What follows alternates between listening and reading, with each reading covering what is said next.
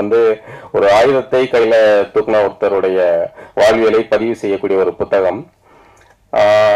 அதுக்கு வந்து நம்ம எந்த இடத்துல அது ஆயுதம் முக்கியமா இருக்கு, எந்த ஆயுதம் எந்த இடத்துல அவசியமா இருக்குது அப்படின்லாம் யோசிக்க வேண்டியிருக்கு. இன்றைய சூழல்ல ஆயுத போராட்டத்தை விட தமிழினம் அவசியமாக கையில் எடுக்க வேண்டியது கருத்தியல் யுத்தம். அண்ணன் சீமான் அவர்கள் அந்த கருத்தியல் யுத்தத்தை எப்படி பொதுத்தளத்துக்கு கொண்டு வந்தார் அப்படிங்கிறத இன்னைக்கு நம்ம இங்க உட்கார்ந்துருக்க எல்லாருமே புரிஞ்சுக்க முடியும். ஏன்னா நான் வந்து சில ஆண்டுகளுக்கு முன்னாடி வரைக்கும் 2009 முன்னாடி வரைக்கும் இது மாதிரியான தமிழ் தேசிய கூட்டங்களுக்கெல்லாம் போயிருக்கேன். ஒரு 100 பேர் வருவாங்க, திரும்ப திரும்ப அதே 100 பேர் தான் வருவாங்க.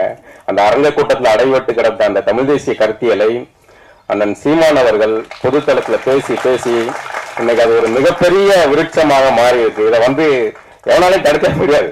இதை வந்து சீமான் நினைச்சாலே தடுக்க முடியாது, அவர் கையிலையும் இல்லாது. அது வந்து வளர்ந்து பெரிய அளவில் போயிடுச்சு. ஆக இந்த கருத்தியல் யுத்தம் தான் ரொம்ப அவசியமா. நான் இந்த புத்தகத்தை வாசிக்கும் போது எனக்கு தோணுது தான், தமிழினம் வந்து மிக மிக அவசியமா புரிந்து கொள்ள வேண்டிய ஒரு விஷயம் என்னன்னா இந்த கருத்தியல் யுத்தம். இங்க உட்கார்ந்துருக்க பலரும் வந்து எல்லாருமே நாம அந்த திராவிட கூடாரத்துல அந்த குப்பையில சுத்தி எடுத்து அங்க வந்து இது குப்பை அப்படிங்கிறத வெளியே கண்டுபிடிச்சு வெளியே வந்தவங்களா தான் இருப்போம் 90% பேர். அது ஒரு சாக்கடை, திராவிட சாக்கடை, திராவிடம், அதை என்ன வார்த்தையில சொல்றதுல ஒரு டுபாக்கூர் இனம், ஒரு டுபாக்கூர் இனத்தை வச்சுக்கிட்டு நம்மளை இவ்வளவு நாளா வந்து நம்ம ஆண்டுகிட்டு இருந்திருக்காங்களா அப்படிங்கறதே வந்து அப்ப நம்ம எவ்வளவு முட்டாளா இருந்திருக்கோம் அப்படிங்கறத யோசிக்க முடியும். அப்போ அவர் எதை வைத்து வென்றார்கள் அப்படின்னா இந்த கருத்தியல் யுத்தம். இந்த ஒரு கருத்தியல் யுத்தத்தை நம்ம மூளையில திணிக்கிறாங்க.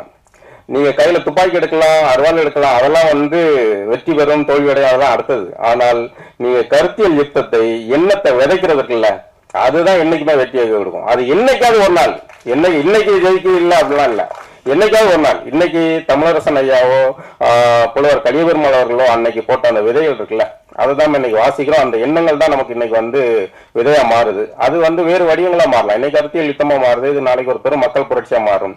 அப்படி எண்ணம் விதைகள் விதைக்கப்பட்டதான் வந்து மெரினா புரட்சியில் அவ்வளவு பெரிய ஒரு வரலாறு தமிழினம் படைத்துக்கிறதுக்கு காரணமா இருந்தது. அப்போ